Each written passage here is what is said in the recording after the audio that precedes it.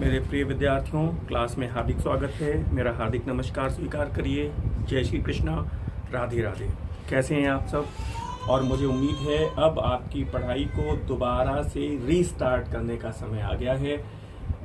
जो शिक्षा सेवा चयन आयोग है उसमें अध्यक्ष महोदय की नियुक्ति हो गई है और मुझे पूरी उम्मीद है कि अब कमीशन अपनी पूरी दक्षता के साथ अपना कार्य शुरू करेगा।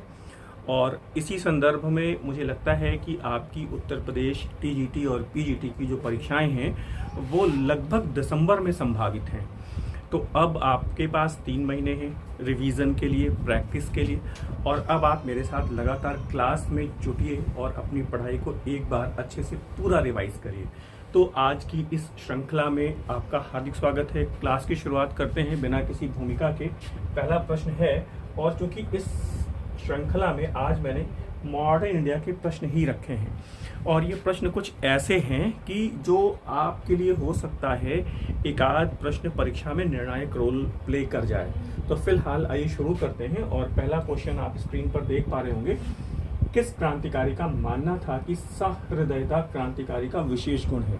और 4 ऑप्शन आपके पास हैं, मास्टर दास सूर्यसेन, भगवती चरण वोहरा, राम प्रसाद बिस्मिल और चंद्रशेखर आजाद। मुझे उम्मीद है आप जवाब दे पाएंगे और उम्मीद करता हूं कि प्रत्येक छात्र, हर विद्यार्थी जवाब देगा। तो इसमें मास्टर दा, भगवती चरण वोहरा, राम प्रसाद बिस्मिल और चंद्रशेखर आजाद 4 ऑप्शन हैं आपके पास। और अगर आप इसमें कहीं पर भगवती चरण वोहरा को चुनना चाह रहे हैं तो जवाब गलत है और यहाँ पर सही जवाब है मास्टर दा सूर्यसेन। चटगांव रेड से संबंध है। IRA इंडियन रिपब्लिकन आर्मी के संस्थापक मास्टर दा सूर्यसेन, तो उन्हीं का कहना था कि सहृदयता क्रांतिकारी का विशेष गुण है। और मुझे उम्मीद है आपको सही जवाब पता चल गया है। और अब आप दूसरे प्रश्न को देखिए। ये देखिए, बढ़िया है और बढ़िया प्रश्न है और इसमें सामान्य प्रश्नों से अलग हट करके ये प्रश्न है। आप देखिए, वो ये कह रहा है कि चटगांव आर्मरी रेड अथवा चटगांव शस्त्रागार की लूट में इंडियन रिपब्लिकन आर्मी के कुल कितने सदस्यों ने भाग लिया था? 45, 65, 25 या फिर 47 क्रांतिकारी, कितने? और अगर फिर यहाँ पे आप 47 क्रांतिकारियों को चुन रहे हैं तो जवाब गलत है और यहाँ पर सही जवाब है 65 क्रांतिकारी। ध्यान रखिएगा, ये प्रश्न आपके लिए बहुत निर्णायक हो सकते हैं। चटगांव आर्मरी रेड में कुल 65 क्रांतिकारियों ने भाग लिया था। ध्यान रखिएगा, प्रत्येक छात्रों से अनुरोध है कि वो रिप्लाई भी करिए। और अब यहाँ पर बहुत अच्छे प्रश्न है आगे फिर पुनः। ट्रिब्यून समाचार पत्र ने किसे 1942 की क्रांति की, यानी अगस्त क्रांति जो भारत छोड़ो आंदोलन है, कि लक्ष्मीबाई घोषित किया था? ध्यान दीजिएगा, थोड़ा देख लीजिए आप। ट्रिब्यून समाचार पत्र ने किसे 1942 की क्रांति की लक्ष्मीबाई घोषित किया था? ऑप्शंस आपके पास 4 हैं ही, कनकलता बरुआ, MS सुब्बालक्ष्मी, अरुणा आसफ अली और उषा मेहता। जवाब देंगे आप? और मुझे उम्मीद है आप गलत कर रहे हैं यहाँ पे। और अगर कनकलता बरुआ को जवाब दिया है आपने तो यहाँ पर ये जवाब गलत है। ट्रिब्यून समाचार पत्र की बात हो रही है और ट्रिब्यून समाचार पत्र ने अरुणा आसफ अली को 1942 की क्रांति की लक्ष्मीबाई घोषित किया था। ये प्रश्न भी आपके लिए कंफ्यूजन क्रिएट कर सकता है परीक्षा में, तो प्लीज़ आप इसे भी ध्यान रखिएगा। और कुछ एक्सप्लेनेशंस हैं, आप उसको ध्यान से देख लीजिए, क्योंकि वो लक्ष्मीबाई को लेकर के कई तरह के कंफ्यूजन्स हो सकते हैं। एक प्रश्न कनकलता बरुआ को लेके भी पूछा गया है। ध्यान दीजिएगा, ट्रिब्यून समाचार पत्र ने अरुणा आसफ अली को 1942 की क्रांति की लक्ष्मीबाई घोषित किया था, ठीक है। और उन्हें, आपको पता है कि वो भारत की पहली दिल्ली की महिला मेयर बनी और लेनिन शांति पुरस्कार उन्हें दिया गया। और अरुणा आसफ अली ने ही 1942 के मुंबई के ग्वालियर टैंक मैदान में तिरंगा फहराया था। कनकलता बरुआ के बारे में भी मैं आपको बता देता हूँ, लेकिन ये प्रश्न भी आया है कि ग्वालियर टैंक मैदान में किसने तिरंगा झंडा फहराया था, तो वो अरुणा आसफ अली हैं। और ट्रिब्यून ने उनको 1942 की जो क्रांति हुई, भारत छोड़ो आंदोलन, अगस्त क्रांति, उसकी लक्ष्मीबाई घोषित किया था। ये आपने नोट कर लिया होगा, स्क्रीनशॉट भी आप ले सकते हैं। और अब देखिए, यहाँ पर बहुत शानदार बातें हैं। 17-18 वर्ष की बालिका कनकलता बरुआ को देखिए, ये असम की रानी लक्ष्मीबाई कही जाती है। असम की रानी लक्ष्मीबाई कौन है? तो असम की रानी लक्ष्मीबाई कहा गया है, ध्यान रखिएगा। ट्रिब्यून नाम आएगा तो अरुणा सफली, और असम की रानी लक्ष्मीबाई का नाम आएगा तो कनकलता बरुआ। और भारत छोड़ो आंदोलन में तिरंगा लेकर पुलिस की गोली लगने से शहीद हो गई, लेकिन तिरंगा उन्होंने गिरने नहीं दिया। और फिर यहीं पर तामलुक की बात भी आ रही है, और वहाँ पर एक नाम हमेशा आया है, मातंगिनी हजारा, गोली लगी, झंडे को गिरने नहीं दिया। ध्यान दीजिएगा, तामलुक की 73 वर्षीय विधवा किसान मातंगिनी हजारा ने गोली लगने के बावजूद भी तिरंगा गिरने नहीं दिया। बंगाल मिदनापुर जिले के तामलुक नामक स्थान में देखिएगा, तामलुक, ये पूरा डिटेल याद रखिएगा, तीनों प्रश्न अक्सर करके पूछे गए हैं। और स्थान की ताम्रलिप्ति जाति सरकार, राष्ट्रीय सरकार 17 दिसंबर 1942 को स्थापित हुई थी। इसके सर्वाधिकारी सतीश सामंत थे। थोड़ा ध्यान रखिएगा, ये सारे प्रश्न अलग अलग परीक्षाओं में पूछे गए हैं, मैंने केवल आपको एक जगह पर संकलित किया है। कनकलता बरुआ, मातंगिनी हजारा और अरुणा सफली, ये 4-5 प्रश्न हैं, बहुत इंपॉर्टेंट हैं। और फिर आप देखिएगा, वो कह रहा है एट द फीट ऑफ बापू, बापू के चरणों में। ये पुस्तक किसकी है? मनु बहन की है, जवाहरलाल नेहरू की है, मैडलिन स्लेट की है, या फिर डॉक्टर राजेंद्र प्रसाद की? ये प्रश्न भी पूछा गया है, बापू के चरणों में या बापू के कदमों में ये पुस्तक किसने लिखी है? और अगर आपने मनु बहन को चुना है तो यहाँ पर भी जवाब ये गलत है, और यहाँ पर जवाब है डॉक्टर राजेंद्र प्रसाद। तो ये प्रश्न बनता है कि मनु बहन की भी एक पुस्तक है, वो कौन सी है? तो वो है, सामने आपके पास लिखा हुआ है, मनु बहन की पुस्तक है बापू माई मदर, बापू मेरी माँ। ध्यान रखिएगा, ये पुस्तक भी मुझे लगता है लोक सेवा आयोग उत्तर प्रदेश ने पूछा था कहीं पर। तो ये दोनों प्रश्न बहुत इंपॉर्टेंट है। आगे देख लीजिए अगला प्रश्न, ये आ ही गया यहाँ पे कि बापू माई मदर पुस्तक किसने लिखी है। अब आप यहाँ पे आप जवाब दे पाएंगे, और वो है मनु बहन। ठीक है, क्लियर हो रहा है? मैडलिन स्लेट आपको पता ही है, मार्गरेट नोबल आपको पता ही है कि ये कौन है। और अब जरा देखिएगा आप, 1942 को अगस्त क्रांति, यानी कि जो भारत छोड़ो आंदोलन है, तो भारी विद्रोह के चलते सरकारी अधिकारियों ने किस जिले को, कोई ऐसा जिला है जिसे कुख्यात रूप से अपराधी जिला घोषित कर दिया था। वो कौन सा जिला है?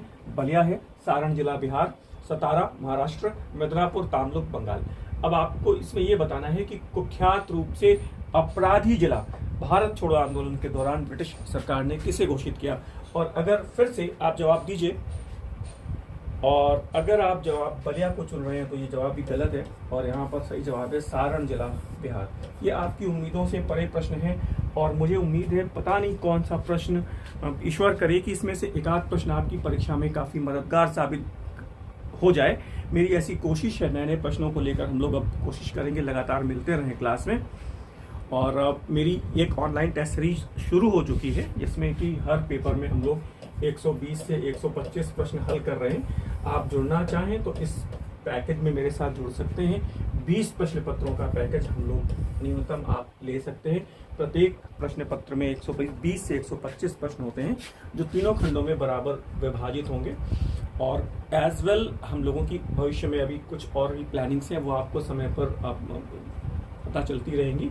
लेकिन फिलहाल आप मेरी टेस्ट सीरीज से जुड़ना चाहें तो आपका हमेशा स्वागत है, आप जुड़ सकते हैं। और स्क्रीन पर नंबर दिए हैं, आप इन पर संपर्क कर सकते हैं, व्हाट्सएप के माध्यम से कॉल करके पता कर सकते हैं सारी डिटेल।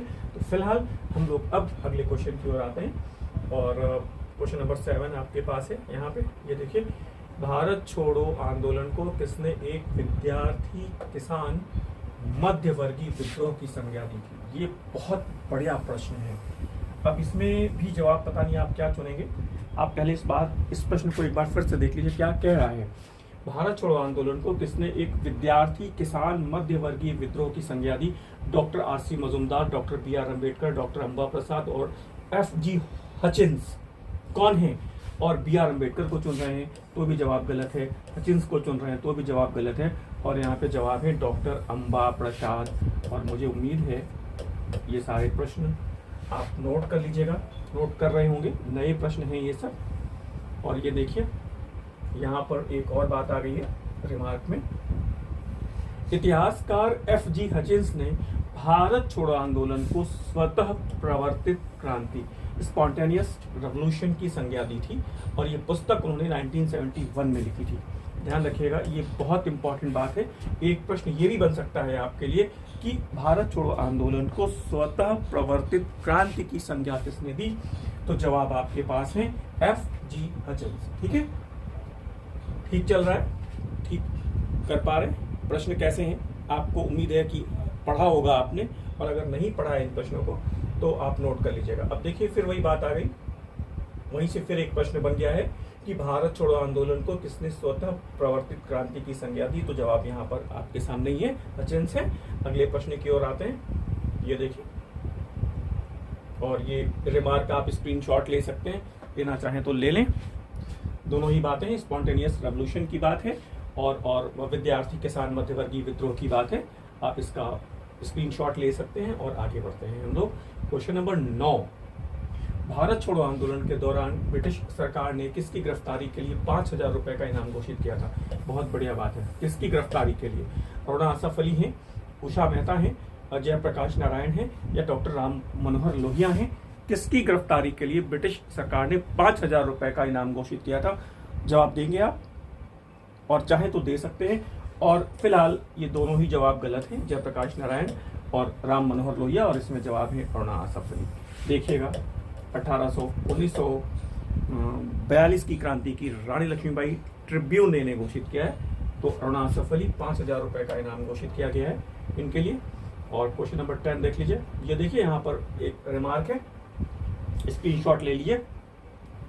अरुणा आसफ अली को गिरफ्तार करवाने वाले को सरकार ने 5,000 रुपए का इनाम देने की घोषणा की थी। ठीक है, आगे देख लीजिएगा, ये प्रश्न है, भारत छोड़ो आंदोलन के दौरान किसने लिखा कि जिस क्षण गांधी जेल के दरवाजों में बंद हुए उसी क्षण हिंसा की धाराओं के फाटक खुल गए? Jayaprakash Narayan, Louis Fischer, Madeleine Slade और कैथरीन हेलमन। और मुझे उम्मीद है कि आप इस प्रश्न का जवाब दे पाएंगे। ये प्रश्न आपकी निगाह से गुजरा जरूर होगा, और वो है लुई फिशर, है ना? सही है। इस प्रश्न का स्क्रीनशॉट ले सकते हैं आप चाहें तो। जवाब है यहाँ पे लुई फिशर। और अब देखिए अगला प्रश्न क्या है, वो कह रहे हैं कि भारत छोड़ो आंदोलन के दौरान फैली अराजकता एवं अव्यवस्था के लिए किसने लिखा था कि आंदोलन का नेतृत्व रिक्शा चालकों, इक्का वालों और एक ऐसे ही दूसरे लोगों के हाथों में जा चुका था जिनका राजनीतिक ज्ञान केवल इतना ही था कि अंग्रेज उनके दुश्मन हैं? अब आप बताइए, पढ़ पा रहे हैं प्रश्न को? ऑप्शन देखिए, जयप्रकाश नारायण, डॉक्टर B.R. अम्बेडकर, राहुल सांस्कृतायन, या फिर लुई फिशर। और मुझे उम्मीद है अगर आपने कहीं गलती से भी इसका जवाब जयप्रकाश नारायण जी को चुना है तो जवाब गलत है, और यहाँ पर जवाब है राहुल सांस्कृतायन। बहुत इंपॉर्टेंट है, देख लीजिए इस प्रश्न को, गलत ना हो। और अगले प्रश्न की तरफ आते हैं हम लोग। और अगला प्रश्न देखिए, ये प्रश्न भी बहुत शानदार है। भारत छोड़ो आंदोलन के समय किसने गिरफ्तार भारतीय अभियुक्तों का मुकदमा लड़कर 25 भारतीयों को फांसी की सजा से बचाया? इन भारतीयों पर आगजनी, बलात्कार के झूठे आरोप लगाए गए थे। भूलाभाई देसाई हैं, मोहम्मद अली जिन्ना है, T.N. काटजू हैं, या फिर अनसुईया बाई काले हैं? 4 ऑप्शंस आपके सामने हैं, और इसमें से एक ऑप्शन आपको चुनना है। भूलाभाई देसाई, मोहम्मद अली जिन्ना, कैलाश नाथ काटजू, या फिर अनसुईया बाई काले। और जवाब दीजिए। और जवाब भूलाभाई देसाई दे रहे हैं तो गलत है। भूलाभाई देसाई आज़ाद हिंद बचाओ जो समिति बनी थी, आज़ाद हिंद फौज के लिए जिन वकीलों ने मुकदमा लड़ा था उनकी अध्यक्षता की थी भूलाभाई देसाई ने। और यहाँ पर आपकी उम्मीद से परे जवाब है अनसुईया बाई काले। आई थिंक क्लियर हो रहा है। कितने विद्यार्थियों को ये जवाब नहीं पता था अनसुईया बाई काले? कितने लोगों ने भूलाभाई देसाई जवाब दिया मुझे बताइए। खैर सुधार लीजिए। ये देखिए अनसुईया बाई काले ने यह मुकदमा लड़ा जो 1937 में मध्य प्रांत में विधानसभा की डिप्टी स्पीकर भी बनी थी। ध्यान दीजिएगा, यहाँ से भी प्रश्न बन सकता है, नोट कर लीजिए। और क्वेश्चन नंबर 13 देखिएगा, वो कह रहा है कि काकोरी ट्रेन डकैती में किस क्रांतिकारी को काले पानी की सजा दी गई? योगेश चटर्जी, चंद्रशेखर आजाद, रोशन सिंह और राजेंद्र लाहिड़ी। और मुझे लगता है इसका जवाब आप दे पाएंगे, फटाफट दे पाएंगे, और वो सही जवाब है योगेश चटर्जी। चंद्रशेखर आजाद कभी गिरफ्तार नहीं हुए। रोशन सिंह आपको पता है, ठाकुर रोशन सिंह को इलाहाबाद जेल में शहादत मिली। राजेंद्र लाहिड़ी को गोंडा जेल में शहादत मिली थी। राम प्रसाद बिस्मिल गोरखपुर जेल में है। अशफाक उल्ला खान साहब फैजाबाद जेल में है। और ये काकोरी में जो 4 शहीदों को फांसी मिली, शहादत मिली, उसके लिए जेल का क्रम भी पूछा गया है, तो आप याद रखिएगा। और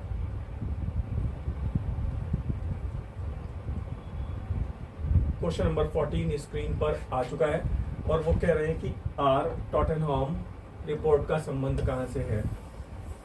सविनय अवज्ञा आंदोलन, भारत छोड़ो आंदोलन, व्यक्तिगत सत्याग्रह आंदोलन या फिर सत्ता हस्तांतरण एवं भारत की आजादी से। ये प्रश्न फिर उत्तर प्रदेश लोक सेवा आयोग ने पूछा है, हो सकता है पीजीटी वगैरह में कभी पूछ लिया जाए। और यहाँ पर सही जवाब है भारत छोड़ो आंदोलन। ठीक है, तो ध्यान रखिएगा। और अगला रिमार्क देख लीजिए। ब्रिटिश सरकार के द्वारा 1943 में आर टॉटेनहम रिपोर्ट प्रकाशित हुई, जिसमें 1942-43 के उपद्रवों में कांग्रेस का उत्तरदायित्व निर्धारित करते हुए कुछ बातों का उल्लेख किया गया। और ये पुस्तक है वो कि Congress responsibilities for the disturbances. ठीक है, आगे देख लीजिए। 1942 की अगस्त क्रांति की तुलना किसने फ्रांस में बास्तील के दुर्ग के पतन एवं रूस की अक्टूबर की क्रांति से करते हुए लिखा था कि इसमें हिंसा एवं अहिंसा का विचित्र मिश्रण था। प्रश्न भी बहुत अच्छे हैं। आज के जितने भी प्रश्न हैं वो बहुत शानदार प्रश्न हैं और ऐसे प्रश्न जल्दी आपको मिलेंगे नहीं। 1942 की अगस्त की क्रांति की तुलना किसने फ्रांस में बास्तील के दुर्ग के पतन एवं रूस की क्रांति से करते हुए लिखा कि इसमें हिंसा एवं अहिंसा का विचित्र मिश्रण था। RC Majumdar, doctor Subhash Kashyap, doctor Ishwari Prasad एवं डॉक्टर ताराचंद। और अगर फिर यहाँ पर आपने डॉक्टर ताराचंद को चुना है तो जवाब गलत है और यहाँ पर जवाब है डॉक्टर ईश्वरी प्रसाद। क्लियर हो रहा है? ध्यान रखिएगा, नोट करिए इस प्रश्न को, स्क्रीनशॉट ले लें, बढ़िया है। ये देखिए, उपरोक्त कथन डॉक्टर ईश्वरी प्रसाद का है, जबकि डॉक्टर सुभाष कश्यप ने लिखा था कि 1942 का भारत छोड़ो आंदोलन वास्तव में 1857 की असफल क्रांति के पश्चात भारत में अंग्रेजी राज की समाप्ति के लिए किया गया सबसे बड़ा प्रयास था।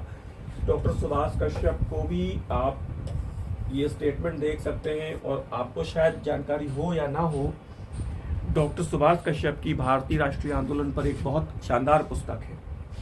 जयप्रकाश नारायण ने लिखा कि यह आंदोलन रूस और फ्रांस की क्रांति से कम नहीं था। तो स्टेटमेंट अलग अलग हैं। जयप्रकाश नारायण लिखते हैं कि यह रूस और फ्रांस की क्रांति से कम नहीं था, है ना। और ईश्वरी प्रसाद ने लिखा कि इसमें हिंसा और अहिंसा का विशिष्ट सम्मिश्रण था।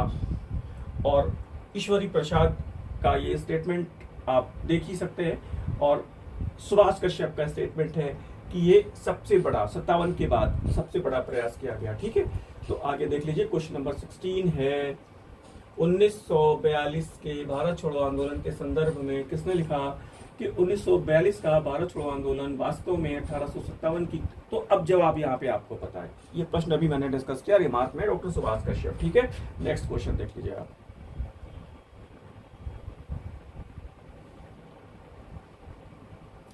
ऑपरेशन रूबिकॉन का संबंध कहां से है? आगा खान पैलेस में कैद, गांधी के उपवास के दौरान उनकी मृत्यु की संभावना पर की जाने वाली तैयारियों के संबंध में। ऑपरेशन रूबिकॉन, ध्यान दीजिएगा। नंबर बी, भारत छोड़ो आंदोलन के समय समस्त नेताओं को गिरफ्तार करने की योजना के संबंध में, ध्यान रखिएगा। सांप्रदायिक दंगों के कठोर नियंत्रण के संदर्भ में ब्रिटिश सेना के द्वारा की गई कार्यवाही के संबंध में, या फिर भारतीयों को सत्ता हस्तांतरण के संदर्भ में की जाने वाली कार्यवाही की कार्य योजना। और ध्यान रखिएगा, नेताओं को गिरफ्तार जो किया गया था वो ऑपरेशन 0 आवर के तहत, ये तो पता ही है आपको। ऑपरेशन 0 आवर के तहत समस्त कांग्रेसी नेताओं को गिरफ्तार कर लिया गया था। और यहाँ पर रूबिकॉन का संबंध है गांधी की मृत्यु की संभावना पर की जाने वाली तैयारियों के संदर्भ। मुझे उम्मीद है आपने इस प्रश्न को देखा होगा और ये प्रश्न भी कहीं ना कहीं पूछा गया है, तो बेहतर होगा आप इसे नोट कर लीजिए। ये लिखा हुआ है,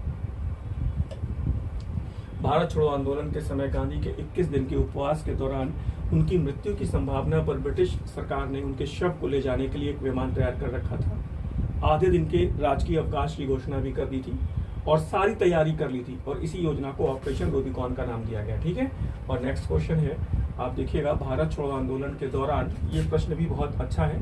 प्रश्न सारे अच्छे हैं, इसमें 18 प्रश्न भी आपने सॉल्व किए हैं और सब अलग ही प्रश्न हैं।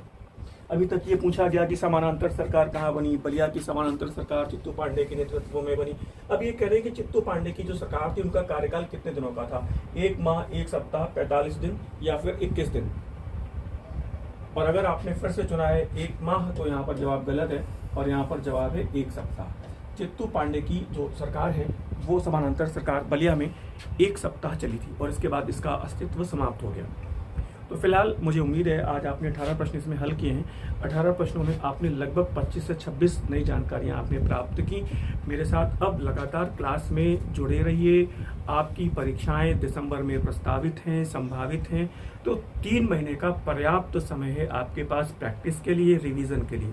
नया पढ़ने से बचिए और मेरी टेस्ट सीरीज से जुड़िए, मेरी क्लास से जुड़िए और लगातार मेरे साथ बने रहिए। हम लोग जल्दी ही मिलते हैं। विदा दें मुझे। धन्यवाद। नमस्कार।